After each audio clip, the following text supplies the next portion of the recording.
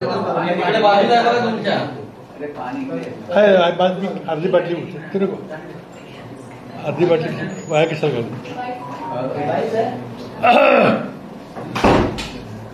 चहा जेवल का व्यवस्था चहाची नंतर कर आता नको संपल्यावर झालं की सांगा.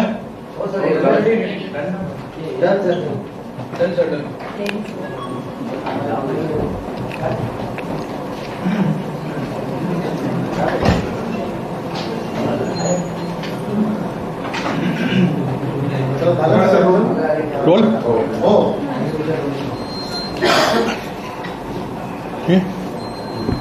नमस्कार. आज महाराष्ट्र प्रदेश काँग्रेस कमिटीच्या वतीनं आपल्याला काही माहिती द्यायची आहे आणि त्यानंतर मग काही एक दोन विषयावर मी बोलणार आहे. सर्वात पहिल्यांदा केंद्र सरकारकडून काही समित्या राज्यात आल्या होत्या.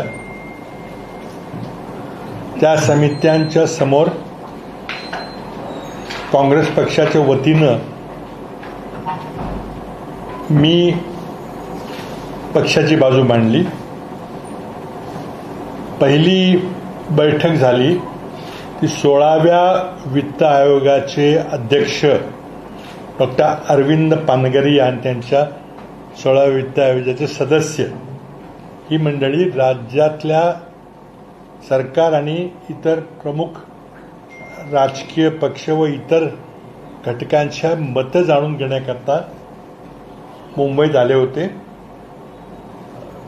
राजकीय पक्षांना निमंत्रित केलं गेलं होतं आणि प्रदेश काँग्रेसनी काँग्रेसचं प्रतिनिधित्व करण्याकरता मला पाठवलं होतं.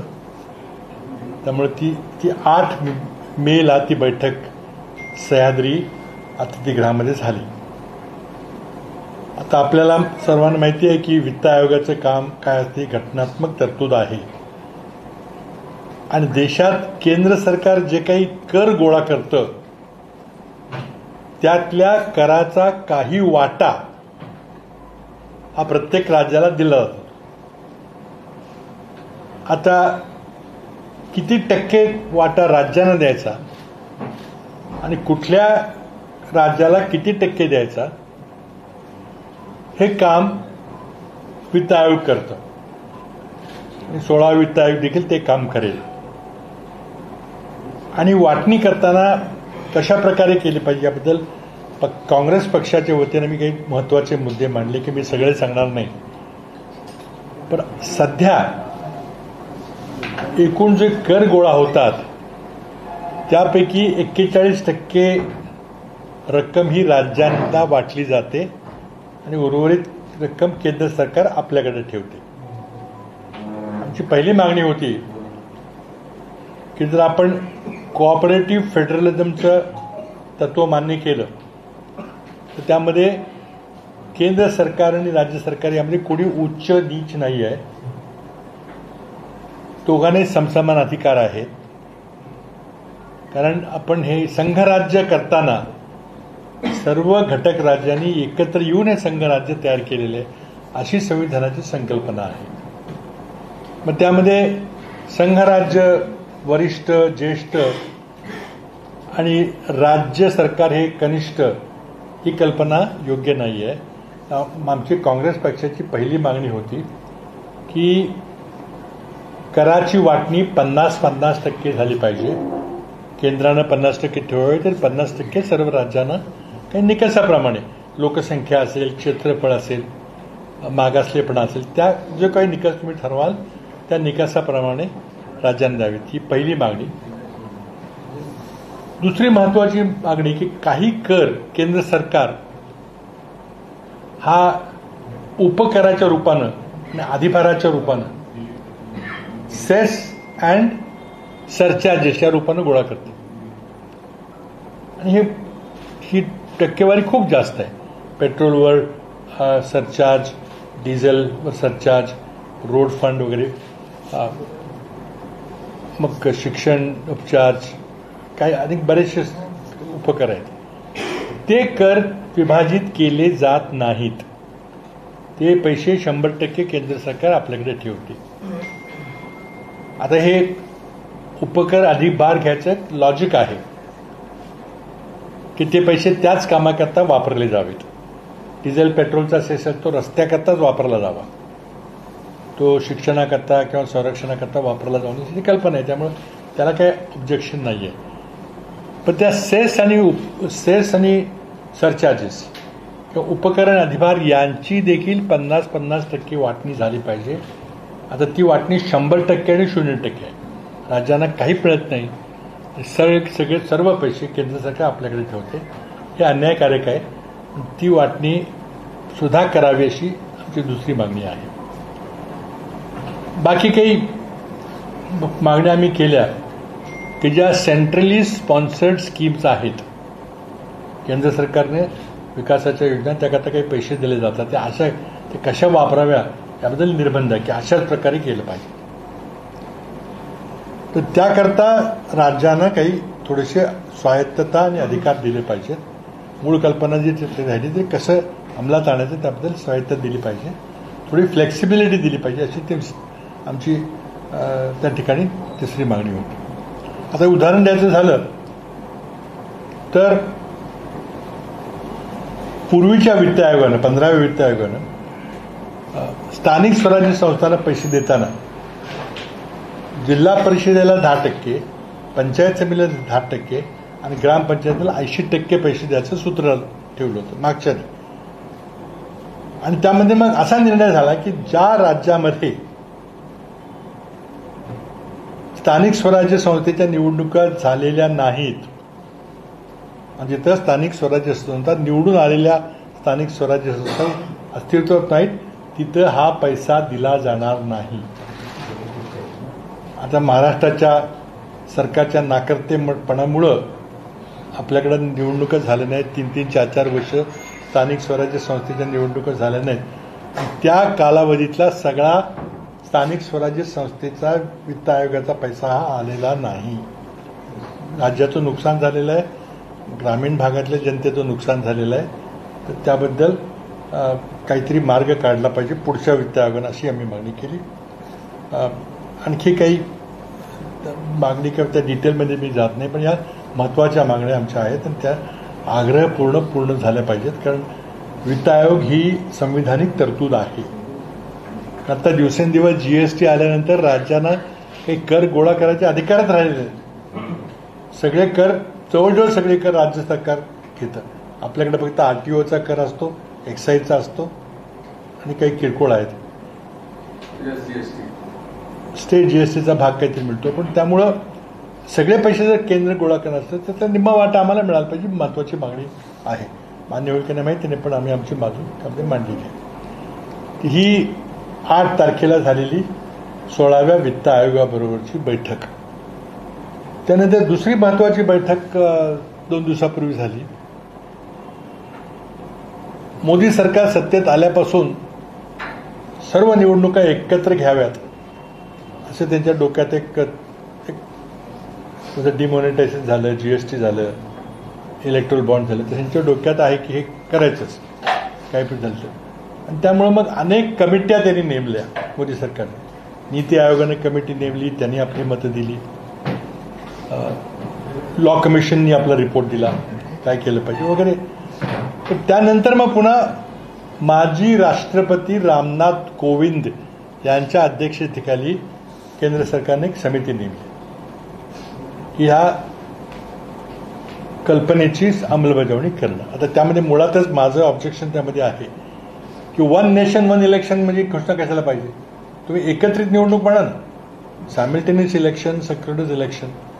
ते काय झालंय, मोदींच्या डोक्यात ते जर्मनीच्या हिटलरनी जी घोषणा दिली होती जर्मनीमध्ये की आईन फोल्क, आईन राईख आणि आईन फ्युरर.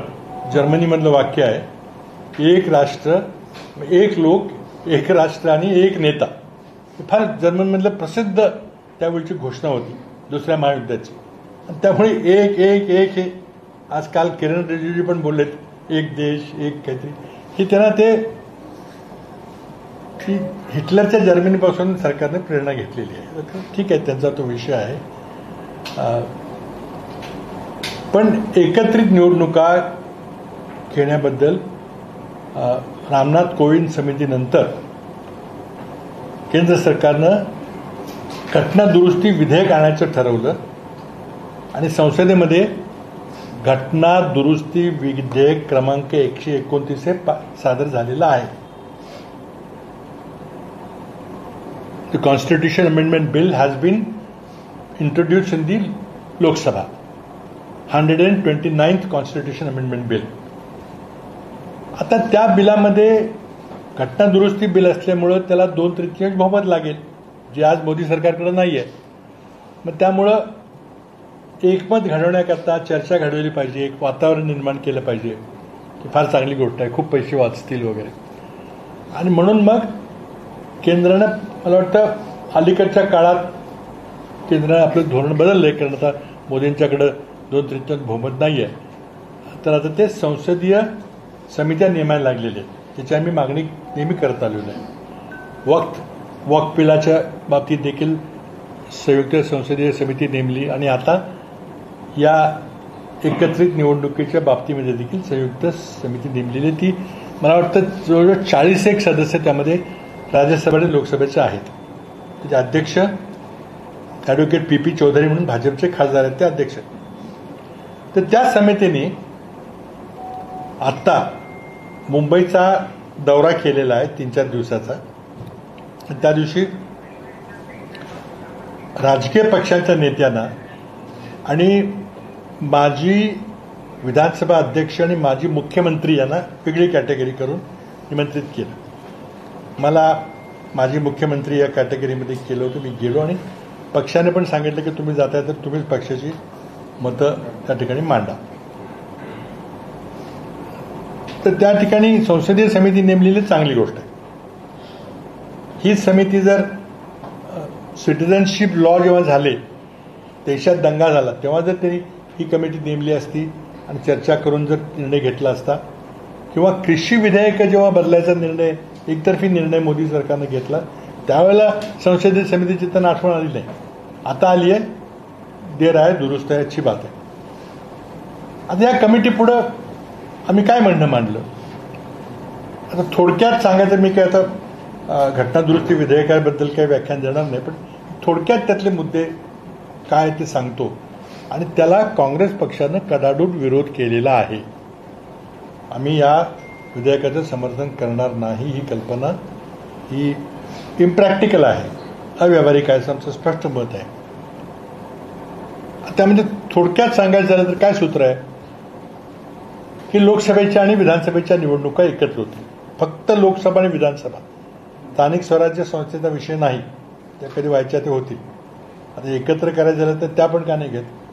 5 निवडणूक होऊ द्या ना, जिल्हा परिषद, पंचायत समिती, ग्रामपंचायत, नाही, फक्त विधानसभा लोकसभा. आता ज्या दिवशी त्या निवडणुका होतील त्या म्हणजे निवडणुका झाल्या, निकाल लागला आणि संसदेची पहिली बैठक ज्या दिवशी होईल त्या दिवसाला अपॉइंटेड डेट असं म्हटलं जाईल. ही तारीख राष्ट्रपती नोटिफाय करतील की आजपासून लोकसभा सुरू झाली आणि ती लोकसभा बरोबर 5 वर्षात टिकेल, नंतर संपुष्टात येईल. त्याचबरोबर विधानसभेच्या देखील सर्व निवडणुका होतील. ऐकायला चांगलं वाटतं, सोपं वाटतं, पैसे वाचतील. आणि त्या निवडणुका ज्या दिवशी लोकसभा संपेल त्या दिवशी आपोआप सर्व लोकसभा देखील बरखास्त होतील. बरोबर आहे कल्पना, ठीक आहे तोपर्यंत. आता अडचणी काय आहेत तर 5 वर्षाची टर्म फिक्स आहे. समजा फेब्रुवारी 2025 ते फेब्रुवारी 2030 असं समजा उदाहरणार्थ ठरलं. तर लोकसभेची निवडणूक झाली आणि समजा काही कारणामुळं 3 वर्षामध्ये लोकसभा बरखास्त झाली, नवीन निवडणुका घ्यायला लागल्या, तर नवीन निवडणुका घ्यायच्या, पण त्या किती दिवसाकरता घ्यायच्या? फक्त 2 वर्षाकरता. कारण तारीख ठरलेली आहे. तर 4 वर्षानंतर लोकसभा बरखास्त झाली तर मग नवीन निवडणुका सगळ्या लोकसभेच्या 1 वर्षाकरता. 4.5 वर्षांनी बरखास्त झालं तर 6 महिन्याकरता. ही अव्यावहारिक कल्पना आहे. तेच विधानसभेकरता. लोकसभेची टर्म फिक्स्ड आहे. मी उदाहरण सांगितलं, फेब्रुवारी 25 ते फेब्रुवारी 30. आता विधानसभा एखादी बरखास्त झाली 4 वर्षानंतर, तर विधानसभेची नवी निवडणूक घेतली जाईल फक्त वर्षभराकरता. आता हे व्यावहारिक आहे का, हे जनतेने ठरवायचं आणि संधी ठरवायचं. ही त्यातली मुख्य तरतूद आहे. आम्हाला असं वाटतं की ही अतिशय अव्यावहारिक तरतूद आहे आणि तो उद्देश फक्त केंद्र सरकारकडं सगळे अधिकार असतात, ताकद असते, चौकशी एजन्सी असतात, पैसे गोळा करायची साधनं असतात.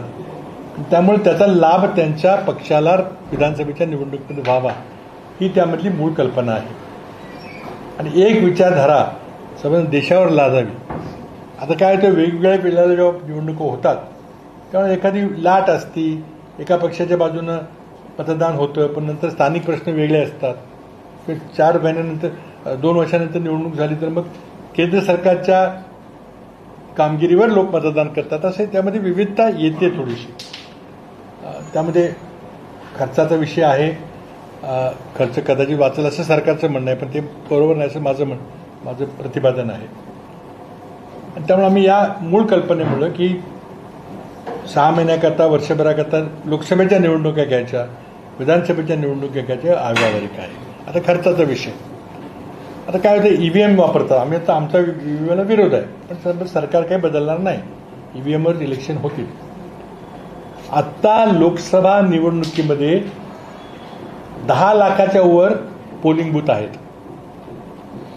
म्हणजे जवळजवळ 11, 12, 13 लाख ईव्हीएम लागतात. कारण काही काही ठिकाणी डबल ईव्हीएम ठेवावं लागतं. पहिलं संपलं की दुसरं करायचं. मोठे मतदार असतात. तर तुम्ही दोन्ही एकत्र घेतल्या तर 2 पेट्या लागतील, 2 ईव्हीएम लागतील. एक लोकसभेकरता आणि एक विधानसभेकरता. कारण त्यामध्ये दोन्ही करता येणार नाही. म्हणजे सुरुवातीला आपल्याला 12-13 लाख ईव्हीएम विकत घ्यायला लागतील. आता कुणाकडनं विकत घेणार, काय कॉन्ट्रॅक्ट कोणाला द्यायचं वगैरे काय माहीत नाही मला. पण हा खर्च किती होईल आणि तुम्ही बचत कशाची करणार आहे. तर सर्वात पहिल्यांदा ईव्हीएमनंच निवडणूक घ्यायची झाली तर खर्च फार मोठा वाढतो. बचत कशाची होईल, तर पोलीस फोर्स जातं, पुन्हा आपल्याला सुरक्षा प्रदान करावी लागते, त्याचा खर्च वाढेल. किंवा आचारसंहितेमुळे त्रास होतो तर ठीक आहे. पण दुसऱ्या बाजूला खर्चाचं कारण देऊन या निवडणुका जर घ्यायचं म्हटलं तर ते काही अव्यावहारिक असं आमचं स्पष्ट मत आहे. आम्ही ते मत मांडलं. त्यानंतर इतर काही गोष्टी मी त्या ठिकाणी मांडल्या की त्यामध्ये तरतूद अशी आहे की लोकसभेची सुरुवात कधी होईल, तर निवडणूक झाल्यानंतर ज्या दिवशी लोकसभेची पहिली बैठक होईल त्या दिवसापासून लोकसभेची सुरुवातीची घटनात्मक तरतूद आहे, बिलाची नाही, मुळातच घटनात्मक तरतूद आहे. त्याला मला असं वाटतं की मी कमिटीला विनंती केली की ती तरतूद बदलली पाहिजे. ती तरतूद केली पाहिजे की ज्या दिवशी निवडणूक आयोग राष्ट्रपतींना निवडून आलेल्या खासदारांची यादी प्रदान करेल आणि त्या दिवशी राष्ट्रपती त्याचं गॅझेट करतील, जे आता करतात, सगळी प्रक्रिया होती. ज्या दिवशी ते गॅझेट होईल तेव्हा ती लोकसभा सुरुवात झाली पाहिजे. समजा राजकीय पक्षांच्या काही गणितामुळे लोकसभा गठीत होऊ शकली नाही किंवा पंतप्रधानांची निवड होऊ शकली नाही, 6 महिने लागले, तर त्यामध्ये जनतेचा काय दोष आहे. जनतेने 5 वर्षाकरता निवडून दिलेलं आहे, तुम्ही 5 वर्षानंतर दुसरी निवडणूक घेतली पाहिजे. पण आज घटनात्मक तरतूद आहे, त्यामध्ये माझ्या मताप्रमाणे ती बदल केला पाहिजे त्यामध्ये. आणि या विधेयकामध्ये ती तरतूद ठेवलेली आहे. त्यामध्ये आपल्याला माहिती असेल की UPमध्ये एकदा विधानसभा निवडणूक झाल्या जवळ 5-6 महिने सरकार झालं नव्हतं, कारण कोइलेक्शन होत नव्हतं. आणि मग लोकसभेची किंवा विधानसभेची निवडणूक मुख्यमंत्री आणि पंतप्रधान ते तारीख ठरवतात, दुसरं कोणी ठरवत नाही. पंतप्रधान नसेल तर तारीख कशी ठरणार. तर त्यामुळं पहिली बैठक ही चुकीची तरतूद असं मला वाटतं. मी तिथे मांडलं की बदल करा. त्यामध्ये इतर काही गोष्टी आम्ही सूचना केल्या ज्या विधेयकाशी थेट संबंधित नव्हत्या. एक आमची मतं आम्ही मांडली की त्यामध्ये कोड ऑफ कॉन्डक्टबद्दल पार्लमेंटने कायदा केला पाहिजे.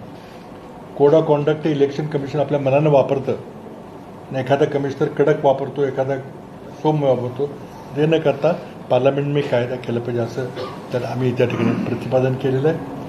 आणि इतर काही गोष्टीबद्दल आम्ही चर्चा केली आणि बरेच मुद्दे मांडले, लेखी निवेदन दिलेलं आहे की केंद्र सरकारमध्ये अखिल भारतीय काँग्रेस कमिटीनेसुद्धा कोविंद कमिटीसमोर जाताना ह्याचा विरोध केला होता आणि तोच विरोध काँग्रेस पक्षाचा चालू आहे. ती दुसरी बैठक झाली जी अजूनही समितीची बैठक चालू आहे. ते आता इतर लोकांशी बोलत आहेत. सरकारशी त्यांची चर्चा झाली, विरोधी पक्षाच्या सर्व राजकीय पक्षांची चर्चा झाली. ते भाजपचेही नेते होते, सरकारी सत्ताधारी पक्षाचे होते, विरोधी पक्षाचे नेते होते. ते आमची त्याची चांगली 2 तास खुली चर्चा झाली. खूप आमचे म्हणणं त्यांनी ऐकून घेतलं. तर दुसरा एक मुद्दा चर्चेला खूप आलेला आहे. तर म्हणजे आपल्या राज्यातला प्रश्न नाही आहे, पण मी थोडंसं दिल्लीमध्ये काम केलेलं आहे आणि काही दिवस मी संसदीय राज्यमंत्री म्हणून देखील काम केलेलं आहे.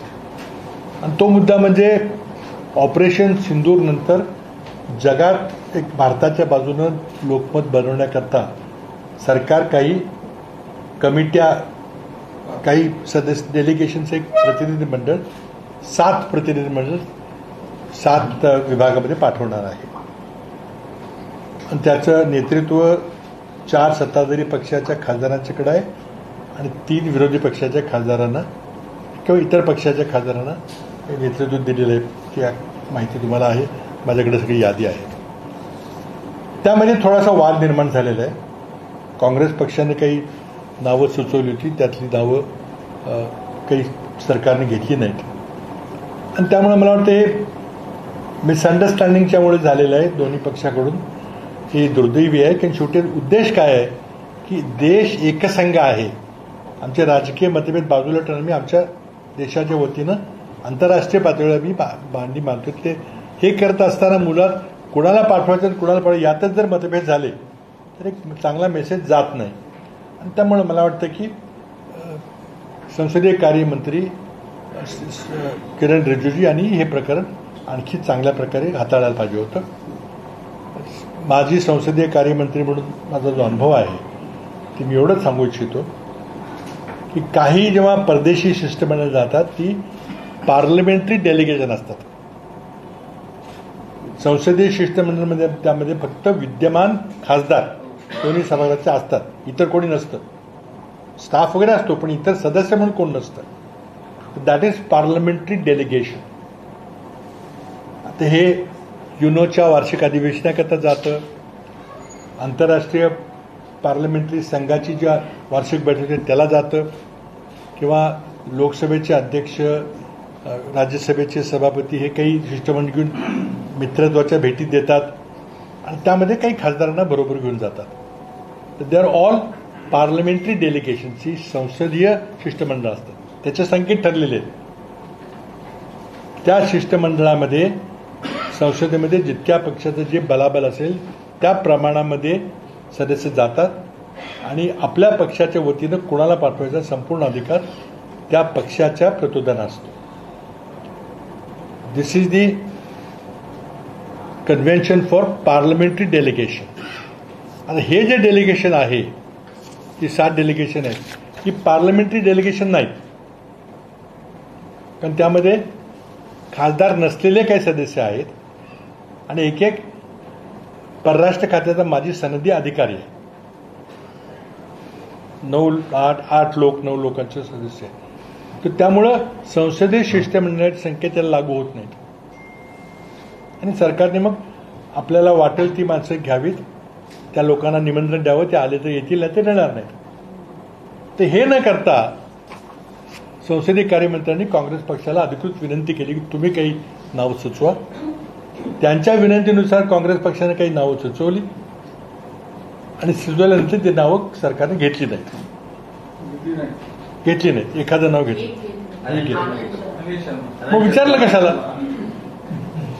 माझा सवाल असं विचारलं कशाला? ते सरकारी शिष्टमंडळ आहे. तुम्ही त्या सदस्याला सांगा तू येतोस का बाबा, तो हो म्हणेल नाही तर नाही म्हणेल, आपल्या पक्ष नेतृत्वाला विचारेल. पण तुम्ही विचारलं पहिल्यांदा जे संसदीय शिष्टमंडळाकरता जी प्रथा आहे त्याप्रमाणे, कारण हे संसदीय शिष्टमंडळ नाही आहे. हे गव्हर्नमेंट शिष्टमंडळ आहे.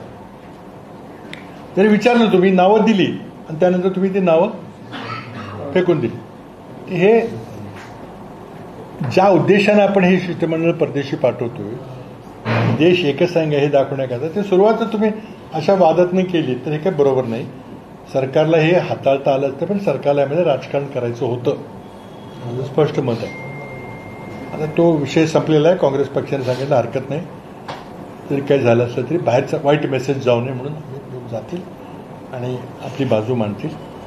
तर ते मला वाटतं की सरकारनं चांगल्या प्रकारे हाताळायला पाहिजे होतं, ते हाताळलं नाही.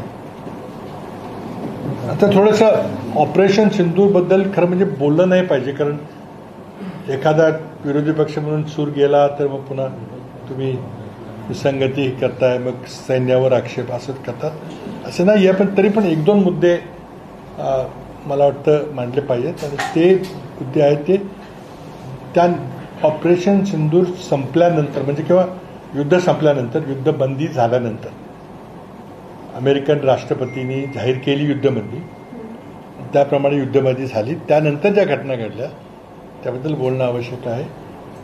पहिला मुद्दा आहे की सोशल मीडियाचा आणि विशेषतः टेलिव्हिजन चॅनलची जी भूमिका होती, आणि धादांत खोट्या बातम्या प्रकाशित केल्या गेल्या, विशेषतः मोदी भक्त वाहिन्यांच्याकडून. आणि त्यामुळे देशाची क्रेडिबिलिटी नष्ट झाली. माणसं हसायला लागलीत. काही नसताना तिथे केलं. माझी त्यामध्ये मागणी आहे की या वाहिन्यांच्यावर कारवाई झाली पाहिजे, यांना किमान काही दंड झाला पाहिजे किंवा काही दिवस ही चॅनल बंद ठेवली पाहिजे. आता त्याची शक्यता कमी याची मला माहिती आहे, पण मागणी आम्ही करतो की त्यामुळं एका बाजूला आपलं बहादूर सैन्य जीवावर उदारून लढतंय, तुम्ही सोशल मीडियाच्या माध्यमातून त्यांची टिंगल होईल अशा प्रकारे बातम्या देत आहेत. सगळं जग आपल्याकडे हसतंय. आणि त्यामुळं ज्या धादांत खोट्या बातम्या काही टेलिव्हिजन वाहिन्यांनी दिल्या त्यांच्यावर चौकशी करून कारवाई केली पाहिजे अशी आमची मागणी आहे. कारण त्यामुळं भारताच्या क्रेडिबिलिटीचा जो नाश झालेला आहे त्यामध्ये थोडंसं बदल होईल, की सरकार केलं पाहिजे अशीची मागणी आहे. नाही केलं तर मग काय छोटी जसं शिष्टमंडळाचं झालं तसंच होणार आहे. त्याबरोबर दुसरी बाब आहे की जो मध्य प्रदेशचा एक मंत्री कुंवर विजय शाह असं काहीतरी नाव आहे त्याचं, तर त्या मंत्र्यांनी जबाबदार पदावर असलेल्या, संविधानिक पदावर असलेल्या एका व्यक्तीने जे ऑपरेशन सिंदूरबद्दल वक्तव्य केलं, मी काही रिपीट करणार नाही, तुम्ही सगळ्यांनी ते ऐकलेलं आहे, ज्याच्याबद्दल सुप्रीम कोर्टानं दाद घेतलेली आहे. आणि त्या मंत्र्याची चौकशी करून त्याला शिक्षा करा आणि त्याबद्दल SIT दाखल करा असं आज सुप्रीम कोर्टानं सांगितलं. त्याचं स्वागत करतो मी. पण आता तरी निर्लज्जपणाचा कळस करून किमान मोदी सरकारनं त्या मंत्र्याला निलंबित करावं आणि कोर्टाचा जो निर्णय होईल त्याप्रमाणे कारवाई करावी. त्यानंतर दुसऱ्या एका मध्य प्रदेशच्या मंत्र्यांनी सैन्याच्या बद्दल आणि मोदींच्या बद्दल जे वक्तव्य केलं ते तितकंच निषेधार्थ आहे. या वाचाळवीरांना स्वतः मोदींनी थांबवलं पाहिजे. किंबहुना मग कोण त्यांना आदेश देते की असं बोला आणि असं, या सगळ्याचं उद्देश फक्त समाजामध्ये धार्मिक तेढ निर्माण करायची, तोही महत्वाची, हाच भारतीय जनता पक्षाचा उद्देश आहे. आणि तर जेवढं थोडं त्याबद्दलचा निषेध करावा ते कमी आहे. युद्धाच्या परिस्थितीबद्दल बोलण्यासारखं बरंच काही आहे, पण शेवटी मला वाटतं ते केंद्रातून हाताळलेलं बरं होईल. माझी वैयक्तिक मतं आहेत खूप, त्याबद्दल खूपच आग्रहाची मतं आहेत, पण मला वाटतं ते पक्षाच्या वतीनं म्हणून बोलणं उचित ठरणार नाही. मला वाटतं मला एवढंच सांगायचं. आपल्याला काही विचारायचं असेल तर मी सांगतो.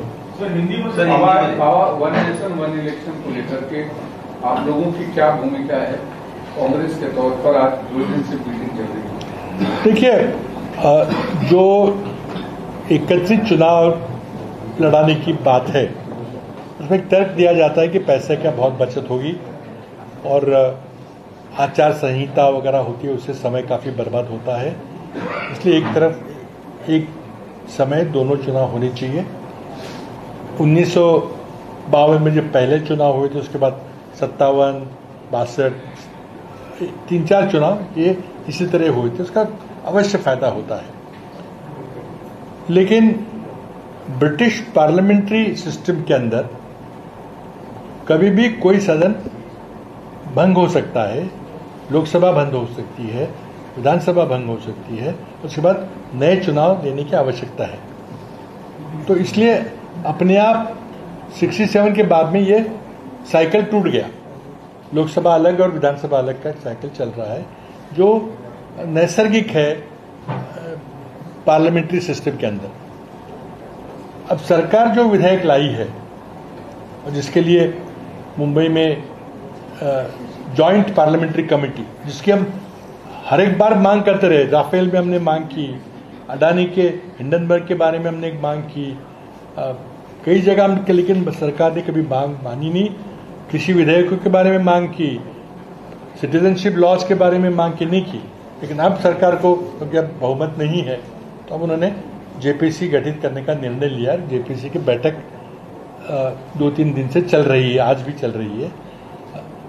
उस बैठक में कांग्रेस पार्टी ने इस कल्पना का विरोध किया, इस विधेयक का विरोध किया है। जो कल्पना है उसको विधेयक में ढाला गया है। तो 129वां संविधान संशोधन विधेयक की बात हो रही है। हमने इसका इसलिए विरोध किया कि इसमें प्रावधान है कि लोकसभा और विधानसभा का चुनाव साथ होगा, लेकिन अगर लोकसभा भंग हो जाए, जैसे कि मैंने खुद अपने राजनीतिक करियर में लोकसभा के 3 चुनाव 3 साल में लड़े हैं, 96, 98 और 99। तो ये हो सकता है, मैंने खुद उस प्रक्रिया से मैं गया हूं। तो लोकसभा भंग हो सकती है, विधानसभा भंग हो सकती है। तो इसमें प्रावधान है कि एक दिन, अगर सपोजिंग मान लीजिए कि फरवरी 2025 में लोकसभा के चुनाव होते, तो फरवरी 2030 में लोकसभा समाप्त हो जाएगी 5 साल के बाद। अगर 4 साल के बाद लोकसभा भंग होती किसी कारण से, तो बचे हुए 1 साल के लिए नया लोकसभा का चुनाव लिया जाएगा पूरे देश में। ये प्रावधान बहुत ही अव्यावहारिक है। वही लोकसभा के कार्यकाल में विधानसभा का अगर कोई भंग होती है 3 साल के बाद, तो फिर बचे हुए 2 साल के लिए विधानसभा का चुनाव लिया जाएगा। ये एक ही कल्पना काफी है इसकी अव्यावहारिकता बताने के लिए। इसका मकसद साफ है कि देश में पूरे एक विचारों की राजनीति लानी है। जैसे अमेरिकी राष्ट्रपति सिस्टम है, वैसी सिस्टम लाने की कोशिश हो रही है, जिसका हम विरोध करते हैं कि इसमें कई चीजें करनी चाहिए। अब खर्चों की बात होती है कि खर्चा बचेगा, ये तर्क मैं नहीं मानता कि तर्क सही है, क्योंकि आज लोकसभा चुनाव में हमारे 10 लाख बूथ होते हैं और 10 लाख बूथ में 10,000 ईवीएम होते हैं। वैसे तो हम ईवीएम बंद करने की मांग कर रहे हैं, लेकिन लगता नहीं कि मोदी सरकार उसकी जल्दी से मानेगी। तो 10 लाख ईवीएम तो हो गए 10 लाख बूथ में, और फिर एक्स्ट्रा रखे जाते हैं, कोई खराब हो जाए कुछ जाए, तो एक 12-13 लाख ईवीएम की आवश्यकता होती है एक लोकसभा चुनाव। अगर आप विधानसभा के साथ कराओगे, क्योंकि हर बूथ में एक बक्सा, एक ईवीएम लोकसभा का होगा, एक विधानसभा का होगा, यानी आपको 12-13 लाख ईवीएम तुरंत खरीदने पड़ेंगे। अब एक ईवीएम की और वीवीपैट की कीमत करीब 1 लाख रुपए के करीब है। तो 10-12 लाख गुणा 1 लाख हिसाब कीजिए, तो पैसे बचाने की बात तो कोई है नहीं। और जनतंत्र के लिए पूरी हमारी सरकार की बुनियाद जो जनतंत्र है, उसके लिए अगर 1500 करोड़ ज्यादा खर्च हो जाए तो कोई बात नहीं, लेकिन उस व्यवस्था में जनता का विश्वास होना चाहिए, जैसे आज ईवीएम में नहीं है। और हम मांग कर रहे हैं कि पेपर बैलेट पर जाइए, लेकिन सरकार नहीं मान रही है। पूरी दुनिया के कई देशों ने, प्रगत राष्ट्र हैं, उन्होंने ईवीएम बंद करके पेपर बैलेट में जाने का क्या कारण है? चर्चा तो कीजिए। लेकिन मैं समझता हूं कि ये जो प्रावधान है कि बची हुई उर्वरित अनएक्सपायर्ड टर्म करके उसका व्याख्या है, उसके लिए नया चुनाव होगा, ये बहुत ही इम्प्रैक्टिकल बात है। और साथ ही में संविधान संशोधन विधेयक है, तो 2/3 बहुमत लगेगा, जो मेरे ख्याल सरकार के पास आज नहीं है। तो पता नहीं क्यों सरकार इस एक्सरसाइज को आगे बढ़ा रही है, लेकिन अच्छी बात है कि ज्वाइंट पार्लियामेंट्री कमेटी गठित हुई है। एक सवाल ये है कि जो विदेशी डेलीगेशन है उसको लेकर, विदेश में जो डेलीगेशन सरकार भेज रही है, क्या आपको लगता है कि उसमें राजनीति हो रही है, क्योंकि आपके कांग्रेस पार्टी के जो नाम दिए थे वो नहीं लिए, शिवसेना उद्धव ठाकरे की पार्टी से जो उनको नाम पूछा नहीं, अपने मर्जी से उन्होंने प्रियंका चतुर्वेदी का नाम ले लिया है, उससे शिवसेना के लोग भी नाराज है। इसको लेकर क्या आपकी राय है? देखिए, मैंने जैसे आपको बताने की कोशिश की कि एक तो संसदीय डेलीगेशन होता है जिसके संकेत है, जिसका शिष्टाचार है। क्या यह संसदीय शिष्टमंडल है? तो ये नहीं है, क्योंकि इसमें संसदीय सांसदों के अलावा भी लोग हैं। एक विदेश मंत्रालय के पूर्व अधिकारी हैं, कुछ सांसद है जैसे कि आनंद शर्मा जी है, सलमान खुर्शीद जी है, और मैं समझता हूँ और भी गुलाम नबी आज़ाद जी है। तो ये सांसद नहीं है आज टेक्निकली, तो ये पार्लियामेंट्री डेलीगेशन नहीं है। और पार्लियामेंट्री डेलीगेशन है तो क्या ये सरकारी डेलीगेशन है? सरकारी डेलीगेशन में किसे भेजना है वो सरकार की प्रायोरिटी है। लेकिन फिर पूछना नहीं था ना, बताना था कि भाई हम आपकी पार्टी के इन लोगों को ले रहे हैं, या वो भी छोड़िए, उस सांसद को लिखते या उस व्यक्ति को लिखते कि भाई हम आपको भेजना चाहते हैं, जाओगे क्या? पूछो आपकी पार्टी से। तो पूछ कर अपमानित करना ये गलत है। ये मेरा लिमिटेड पॉइंट है। इस तरह से नहीं होना चाहिए था, और इसमें राजनीति अवश्य है। अगर और डीप में अगर नाम देखेंगे तो राजनीति है। कोई संकेत हो सकते थे कि भी सारे पूर्व विदेश मंत्रियों को भेजिए, सारे पूर्व गृह मंत्रियों को भेजिए, सारे पूर्व रक्षा मंत्रियों को भेजिए। अभी संसदीय जो समिति होती है तीनों विभाग, उनके चेयरमैन को भेजिए। कुछ संकेत करते तो इसमें राजनीति नहीं दिखती। अब इसमें राजनीति साफ दिख रही है। तो ऐसे राष्ट्रीय सुरक्षा के मामले में भी दूसरी बात मैं एक बताना चाहूंगा जो पहले नहीं बताई, कि हमारी मांग है कि सर्वदलीय बैठक हो और उसकी अध्यक्षता प्रधानमंत्री करें। वो मांग अभी तक पूरी नहीं हुई है। और दूसरी हमारी मांग है कि संसद का विशेष अधिवेशन बुलाया जाए। मैं सिर्फ 2-3 उदाहरण दूंगा। 1962 Chinese war, prime minister Jawaharlal Nehru, पूरे संसद के अधिवेशन में चर्चा हुई, पंडित जी की बहुत खिंचाई हुई, काफी आरोप किए गए कि आपकी नेतृत्व में चुनाव लड़ाई ऐसी चल रही है। पंडित जी ने हमेशा हर दिन आके ब्रीफ किया कि आज लड़ाई में क्या हुआ है, कल क्या हुआ है, परसों क्या हुआ है। He faced the parliament boldly. 1971 war, Indira ji ने पब्लिक मीटिंग ली, रामलीला मैदान में 10 लाख लोगों की पब्लिक मीटिंग ली। उधर लड़ाई चल रही है। विदेशी राजदूत ने कहा कि क्या कर रहे हैं आप, एक आध बम गिर जाए तो क्या होगा। इंदिरा जी ने संसद से ऊपर जनता, जाहिर थे जनता से संसद संपर्क रखा। कारगिल वॉर में वाजपेयी जी थे, संसद का अधिवेशन चल रहा था, कारगिल वॉर शुरू हो गया था। संसद का अधिवेशन बंद नहीं किया, चलता गया। वाजपेयी जी विपक्ष के नेता थे। 62 की वॉर में, 1965 के वॉर में बहुत प्रभावी भाषण दिए, जो आज भी एक माने जाते हैं कि देश की एकता के लिए जो वाजपेयी जी ने संसद का उपयोग किया। तो संसद का उपयोग पॉलिटिकल डिफरेंसेस के लिए नहीं हुआ, तो देश की एकता का संदेश देने के लिए हुआ। उदाहरण हमारे सामने है। लेकिन आज की हुकूमत है, क्यों पता नहीं संसद से डर रही है, क्यों चर्चा से डर रही है। हमारे प्रधानमंत्री आप लोगों के सामने नहीं आते press say.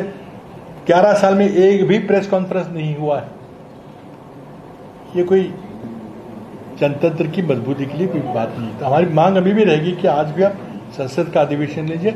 Let the parliament pass A unanimous resolution, जैसे 62 में हुआ था, 65 में हुआ था, 71 में हुआ था, कारगिल में हुआ था।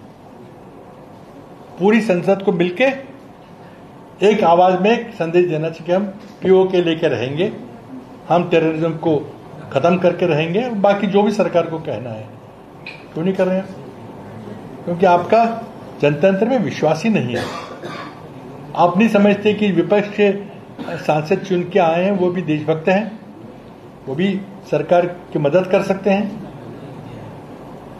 ये बहुत ही गलत बात है। और जाते जाते मैं ये भी बताना चाहूंगा कि ये परंपरा विदेशों में राजनीतिक अपनी बात कहने के लिए विपक्ष के सांसदों को साथ में लेना काफी पुरानी परंपरा है।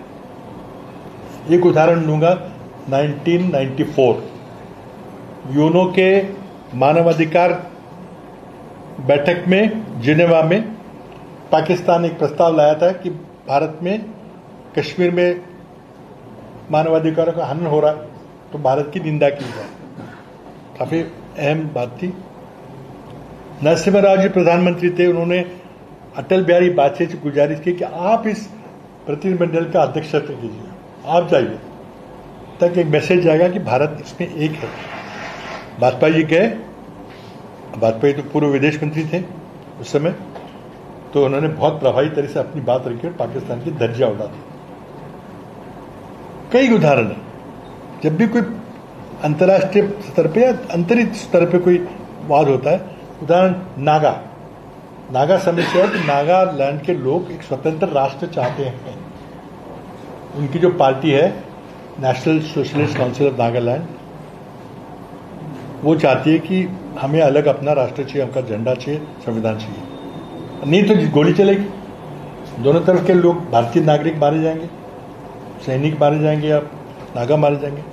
उस समय के सरकार ने राजेश पायलट जी जो कांग्रेस के पूर्व मंत्री थे, उन्हें न्योता दिया कि जाइए आप इन लोगों से बात कीजिए।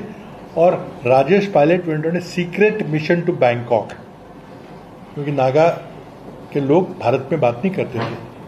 उन्होंने नींव रखी। उसके बाद उस समय की यूनाइटेड फ्रंट सरकार ने भाजपा के वरिष्ठ नेता स्वराज कौशल, एक अच्छे विधि थे, लॉयर थे, उन्हें आगे काम बढ़ाने के लिए कहा। स्वराज कौशल जी एम्स्टर्डम गए, वहाँ पे पता नहीं बैंकॉक गए, क्योंकि सारी बातें बाहर होती थी और वो पूरा नागाज के साथ चर्चा अच्छी तरह चली। उसके बाद मनमोहन जी की सरकार के अंदर कांग्रेस के 3 मंत्री नागा से बात करते, जिसमें मैं भी था, हम भी 5-6 साल तक बात करते रहे। मनमोहन सिंह सरकार ने 2006 में कश्मीर लोगों से बातचीत करने के लिए एक ऑल पार्टी डेलीगेशन तैयार किया और राउंड टेबल कॉन्फ्रेंस की 2। उसमें सारे सीनियर पार्टी के नेता थे और विपक्ष के नेता थे और कश्मीरी लीडर से उनके साथ बात हुई। 2 राउंड टेबल कॉन्फ्रेंस की, मैं उसमें था, I was a member of the party delegation, और उससे हमने बात आगे बढ़ाने की कोशिश की। तो देखिए, मुद्दा यह है कि जब देश का कोई सवाल आता है, विशेषतः अंतर्राष्ट्रीय स्तर पर कोई देश की बात रखनी होती है या अंदरूनी बात ले होते हैं, जैसे कश्मीर का मसला है, नागालैंड का मसला था, उसमें कई बार सर्वदलीय अगर बायपार्टीसन हम निगोशिएट करें तो उसका फायदा होता है। सरकार सिर्फ इसको सुलझाने की कोशिश करती है, कई बार इतना सफलता नहीं मिलती जैसे इस तरह से मिलती है सफलता। तो लेकिन मोदी सरकार कोई बिलीव नहीं करता ऐसी चीजों में। पहली बार ये किया, लेकिन इसमें भी मैसअप कर दिया। सर आपने मध्य प्रदेश के जो मंत्री है और डिप्टी सीएम, इनका दोनों का बयान आया, बाद में राम गोपाल यादव जी का भी बयान आया। इन बयानों को लेकर और कवरेज को लेकर आपने कुछ मांग की? विजय शाह को लेकर सुप्रीम कोर्ट ने एसआईटी बनाया है। देखिए, हमारी पहली मांग तो मोदी जी को स्वयं इन लोगों को बर्खास्त करना चाहिए। एसआईटी होती रहेगी, सुप्रीम कोर्ट करता रहेगा, लेकिन ऐसे लोगों को आप संवैधानिक पदों पर बैठा रखे हैं और उनको प्रोटेक्ट कर रहे हैं कि साहब वो आदिवासी मंत्री है तो हमारा आदिवासी वोट बैंक खिसक जाएगा। ये कोई बात है कोई? इसके बिल्कुल घोर निंदा करते हैं। और मैं मंत्रियों की बात नहीं करूंगा, मैं बात करता हूं आला नेतृत्व की। ये दोनों मंत्री 1 घंटे तक भी मंत्री नहीं रह सकते मोदी जी ना चाहे तो मोदी जी के आशीर्वाद से ही ये मंत्री पद पर बैठे हुए हैं, इसकी हम निंदा करते हैं। सर, अच्छा, एशिया कप में लगातार कहा जाता है क्रिकेट को इससे दूर रखना चाहिए। अब सामने एशिया कप है जिसमें एशिया के तमाम सारे देश खेलेंगे, पाकिस्तान भी खेलेगा, पाकिस्तान आयोजक है।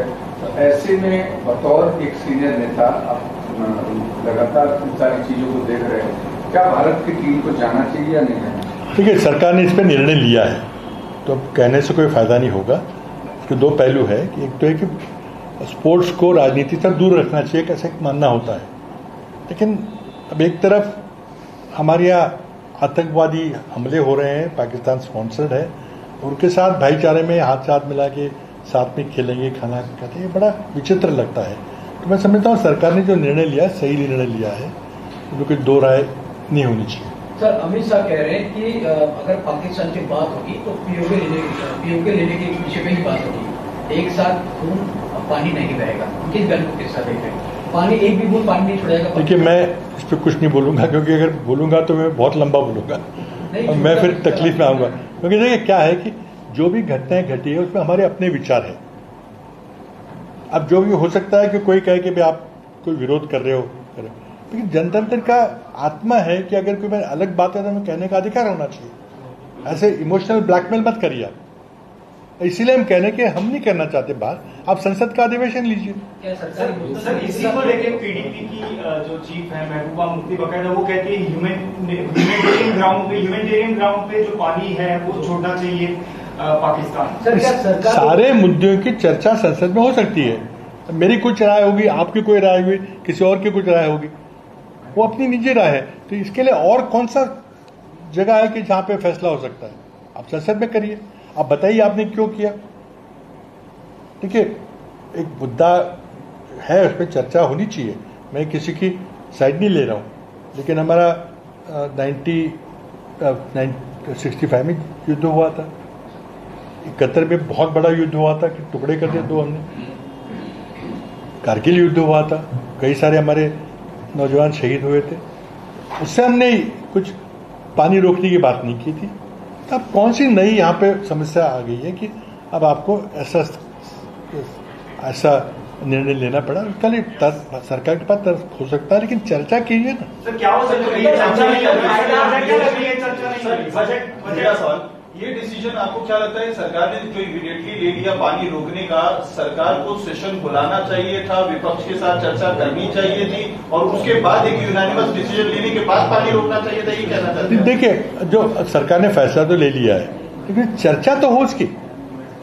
अब फैसला लिया है तो शायद अब अंतर्राष्ट्रीय कोर्ट में फेस करना पड़ेगा सारा, क्योंकि अंतर्राष्ट्रीय ट्रीटी है। और अगर दुनिया के और देश हमारे साथ नहीं आए तो क्या परिस्थिति बनेगी? तो ये क्यों आप कर रहे हैं? आप देश की आम राय क्यों नहीं मनाते? अगर एक आवाज में कहते कि चलो ये करिए तो एक उसका अलग वेट होता। एक सवाल ये है कि आप भी नियमों में रहे, क्या इतना पानी रोक पाना सरकार के संभव है क्या? देखिए, उस पर मैं कुछ नहीं कहूंगा, मेरे अपने निजी विचार है। अब बोलूंगा तो फिर पता नहीं कुछ और हो जाए। मेरे ये मांग है मेरी कि आप क्यों नहीं संसद का अधिवेशन बुलाते? आप हफ्ता भर चर्चा कीजिए। आप किस बात का डर है? आप सर, आपको क्या वजह लग रही है कि क्यों सरकार चर्चा नहीं कर रही है इसमें? अब ये देखिए, इसका एक आप जवाब दीजिए कि मोदी जी आपको क्यों नहीं मिलती आपसे प्रेस में? ये अपनी निजी व्यक्तिमत की Rai.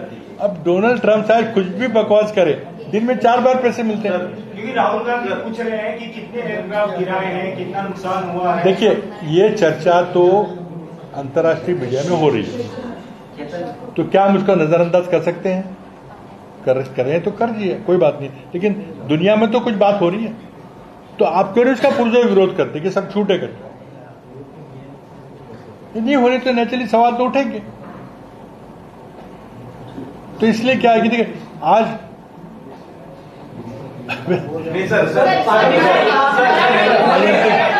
I should say that I think I'll be very happy to discuss personally, privately all these issues. Rahul Gandhi की जो बयान आया था विदेश मंत्रालय को लेकर कि विदेश मंत्रालय ने पहले पाकिस्तान को इन्फॉर्म किया, बीजेपी कह रहे कि जो है को लगातार चेतावनी दी थी, लेकिन राहुल गांधी एक बार जो है पाकिस्तान की भाषा बोल रहे हैं, पाकिस्तान को मदद हो ऐसे बोल रहे हैं। जो उनका बयान आया था, राहुल गांधी का बयान आया था। नहीं, कौन सी बात की बात कर रहे हैं? फॉरेन डेलीगेशन मैंने इसके बारे में पाकिस्तान को बताया था, जिस पर राहुल गांधी का कहना है कि हमारे कितने सैनिक जो है इसमें शहीद हुए हैं या हमारे कितने एयरक्राफ्ट के नुकसान हुए हैं। मेरा सवाल डायरेक्टली जयशंकर से यही है, इसका एक जवाब दे। बीजेपी इसका मुद्दा, देखिए, ये बहुत अहम मुद्दा है, ये बहुत ही अहम मुद्दा है।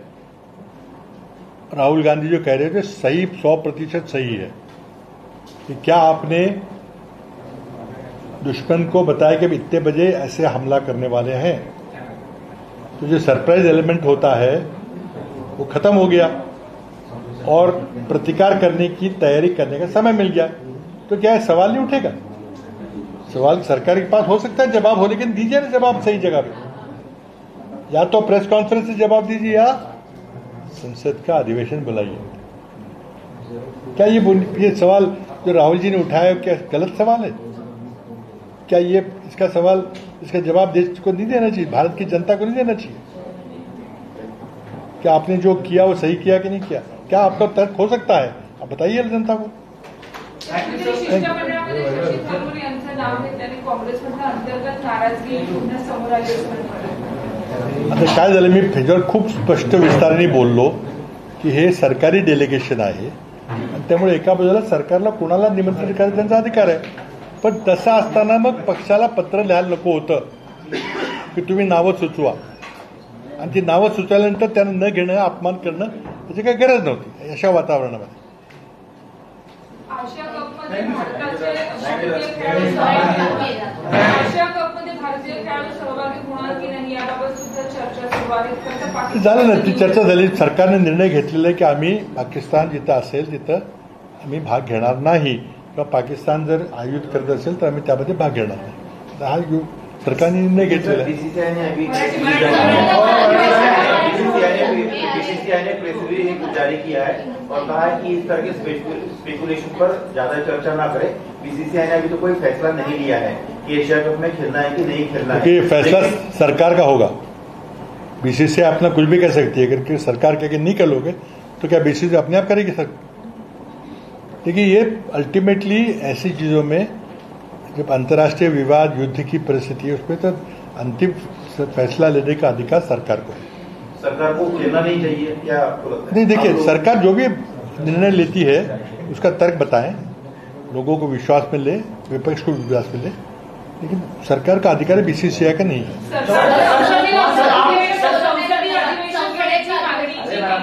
देखिए, कोणी विचारलं जाईल काय संसदेचं अधिवेशन घेण्याबाबतची मागणी आहे पूर्ण केली जात नाही. आणि दुसरीकडे तुम्ही आता हिंदीत बोला की पाणी रोखण्यासंदर्भात सुद्धा एक सर्वपक्षीय चर्चा व्हायला हवी होती, मतं आजमवली जायला हवी होती. आणि पाणी रोखण्याचा निर्णय हा खरोखर व्यवहार्य आहे, अंमलात आणला जाऊ शकतो. याची चर्चा आता यामध्ये मी काही बोललो तर मग पुन्हा आणखी विवाद सुरू होईल. त्यामुळे ही चर्चा संसदेमध्ये झाली पाहिजे.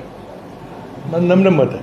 आमची वैयक्तिक मतं काही असू शकतील, ती वैयक्तिक मतं ही मांडणं योग्य नाही आहे, कारण त्यामुळं विसंगती देशात आहे असे चित्र गेलं नाही पाहिजे. त्याकरता संसदेचं अधिवेशन महत्त्वाचं आहे.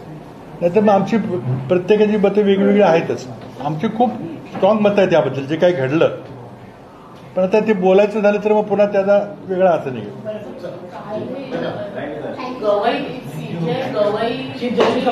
कॉमेंट केली प्रोटोकॉल पाळला गेला नाही, ते मला त्याची काही माहिती नाही. पण जर मुख्य न्यायाधीश, सरन्यायाधीश बोलले असते तर ते योग्य असेल आणि सरकारने त्याची दखल घेतली पाहिजे. कारण शेवटी ते म्हणाले ते खरं आहे की 3 स्तंभ आहेत संविधानामध्ये आणि प्रत्येकाने एकमेकाचा आदर ठेवला पाहिजे. असं तसं व्यावहारिक म्हणजे आता होत नाही आहे. म्हणजे 3 स्तंभ आहेत हे मी विश्वास ठेवत नाही. संविधानात लिहिलेलं आहे, पण व्यवहारामध्ये एकच स्तंभ आहे, तो म्हणजे मोदी. दुसरा काही स्तंभ नाही. कारण संसदेला काय अधिकार नाही, काहीच करता येत नाही. आणि ह्याच्यात सुद्धा सुप्रीम कोर्टावर सुद्धा सरकारचा कसा अंकुश आहे आपण बघतोय. त्यामुळे याची चर्चा झाली पाहिजे, पण तो वेगळा विषय. थँक्यू. काय केलं संदेश